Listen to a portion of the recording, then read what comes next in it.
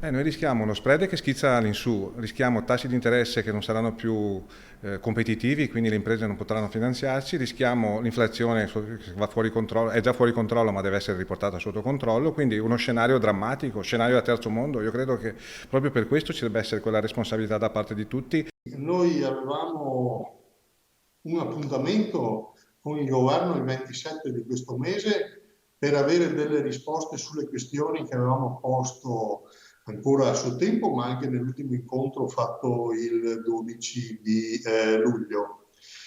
E purtroppo questo appuntamento non ci sarà. La preoccupazione espressa dagli imprenditori veneti di fronte alla crisi di governo che si è aperta ieri con le dimissioni del premier Draghi è la stessa condivisa dai sindacati. Uno scenario dalle tinte fosche attende il paese da qui al voto del 25 settembre. Il segretario generale della CGIL non nasconde la sua amarezza verso la politica.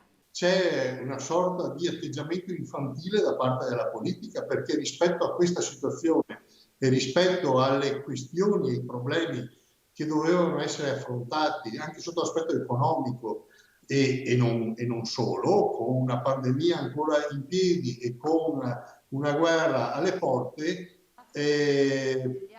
io penso che la politica doveva dimostrare un po' più di capacità di affrontare le cose. Dal collega della CISL un appello proprio rivolto ai politici. La politica soprattutto, che si appresta a una campagna elettorale complicata, deve dare un segnale forte al Paese, alle imprese, ai lavoratori, alle famiglie, ai pensionati, agli anziani, tutti coloro che hanno bisogno di sostegno, deve dare un segnale forte di essere capace di governare questa fase delicatissima di transizione. Per Paglini è necessario fare presto. Quello che temiamo è anche una crescita della tensione sociale, proprio perché se non governiamo i fenomeni e i processi si rischia proprio questo.